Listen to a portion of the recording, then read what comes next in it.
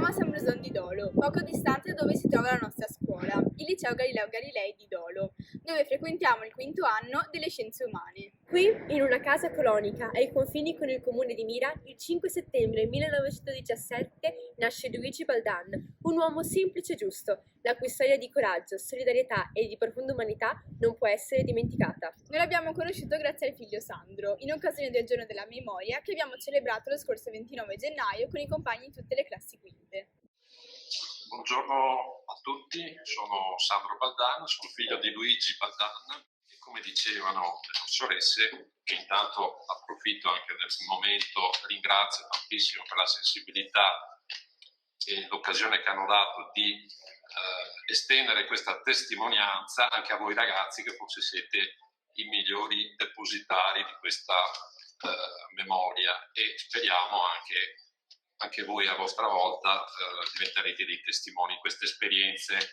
Papà era il più piccolo figlio di una famiglia composta appunto da 4 figli e in quel periodo, quando poi lui ha fatto il servizio militare nel 39 successivamente, è stato poi di nuovo richiamato e nel 43 si è ritrovato, lui era un marinaio della Marina Militare, si è ritrovato nei Balcani, cioè nell'ex Jugoslavia, in Croazia, a Sebenico, e con l'armistizio dell'8 settembre del 1943 è stato catturato dai tedeschi.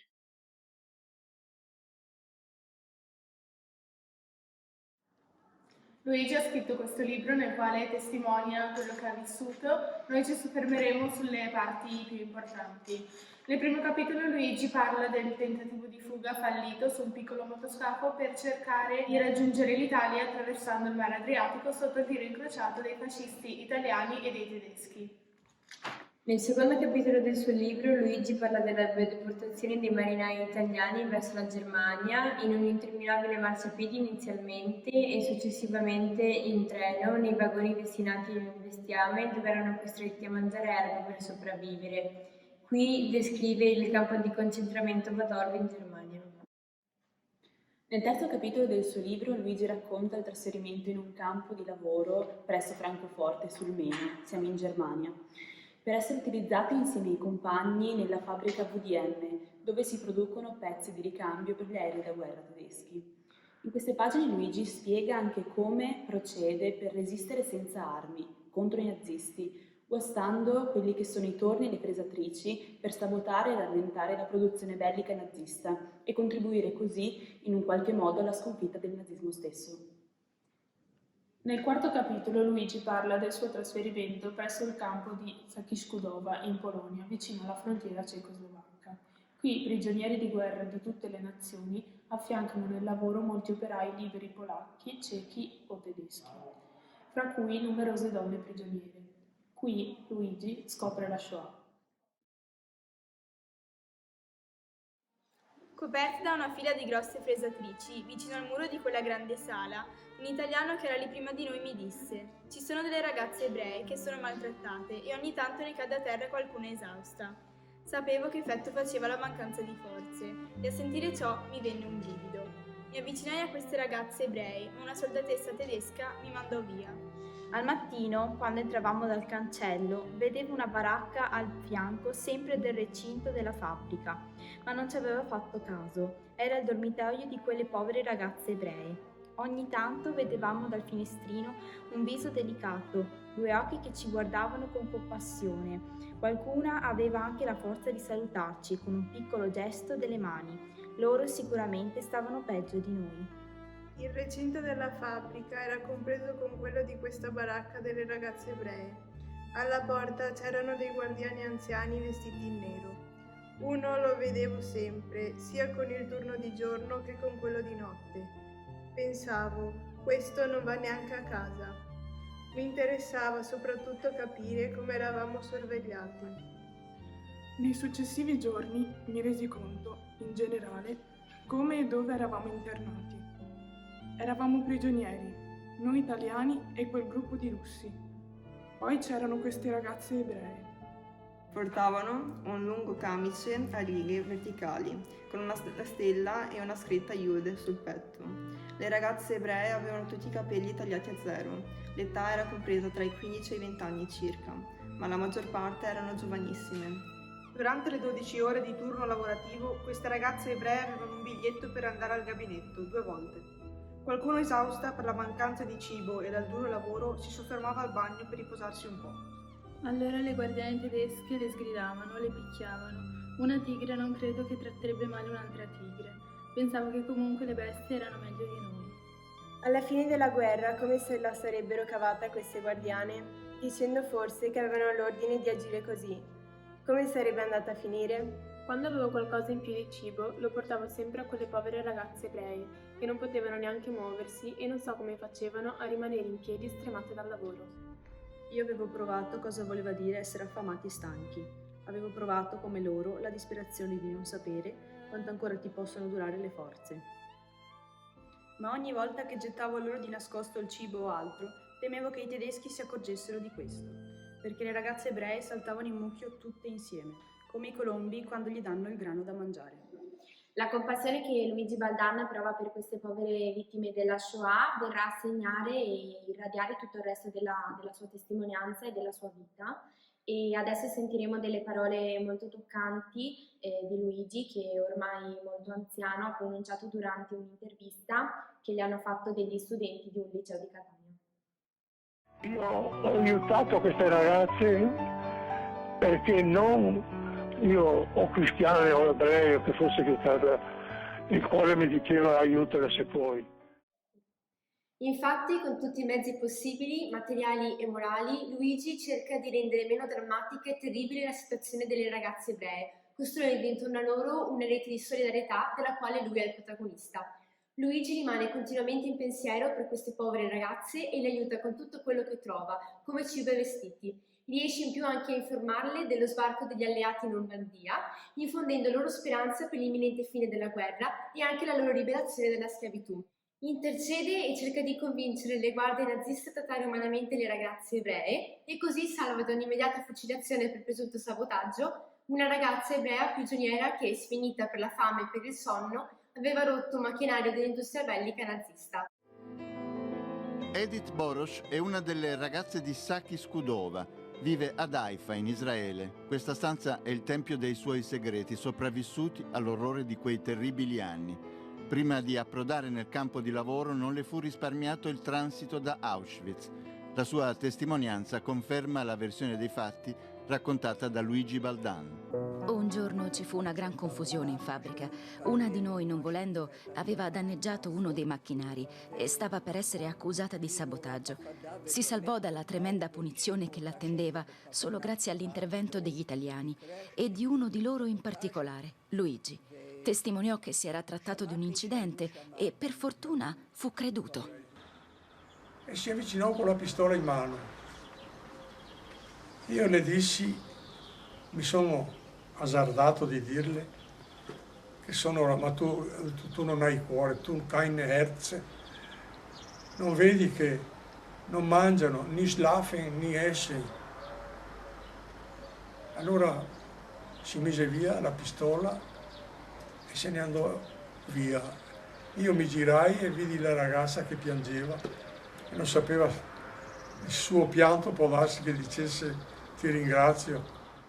Un giorno una professoressa francese, Ginette Mabille, scopre in internet il libro di Luigi e ritrova nelle sue parole la storia che la mamma le ha raccontato. Ecco la sua testimonianza. Sono Ginette Mabille, professoressa di letteratura francese in pensione. E non avrei mai pensato di tradurre un libro italiano in francese senza sapere l'italiano prima. Infatti, nel gennaio 2015 ho scoperto alcuni brani del libro di memorie di Luigi Baldan e sono rimasta colpita dalla descrizione molto dettagliata e vivente che faceva Luigi del campo di Bat Kudova, dove erano mia madre e mia zia detenute con Luigi al stesso tempo. Non sapremo mai se Loggia e Luigi si siano veramente incontrati tra i reticolati del campo di Bad Kudova. Oggi, come vedete, le loro testimonianze si sono incrociate.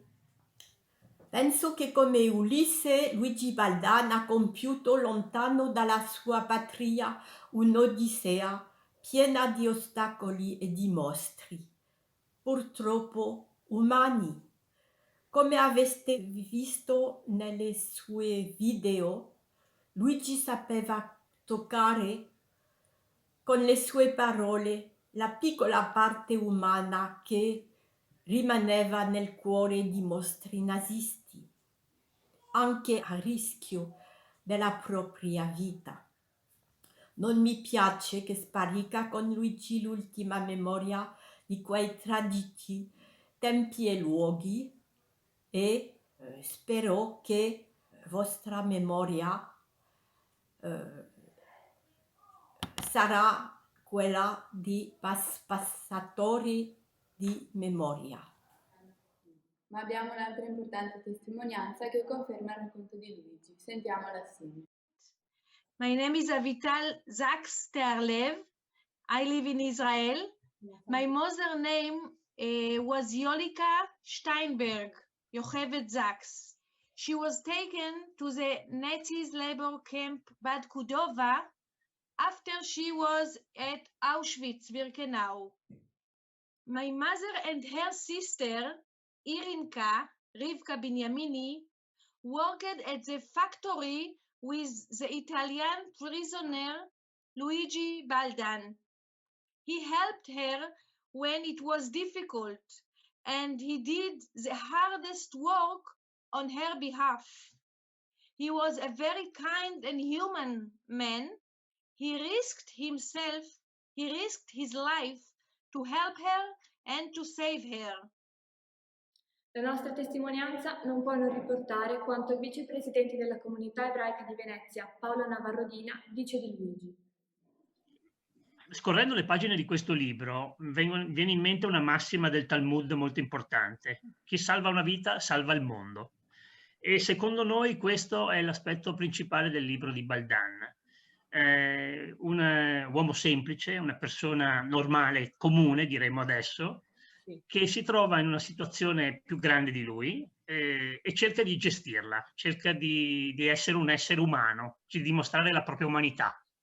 E lo fa aiutando queste persone in qualunque modo. L'ultima cosa che vorrei sottolineare è proprio l'aspetto di giusti. Come si sa, nella tradizione ebraica esistono i giusti tra le nazioni. Sono le persone che a sprezzo del pericolo decidono di aiutare il mondo, di aiutare gli altri. E Luigi Baldan è sicuramente una di queste.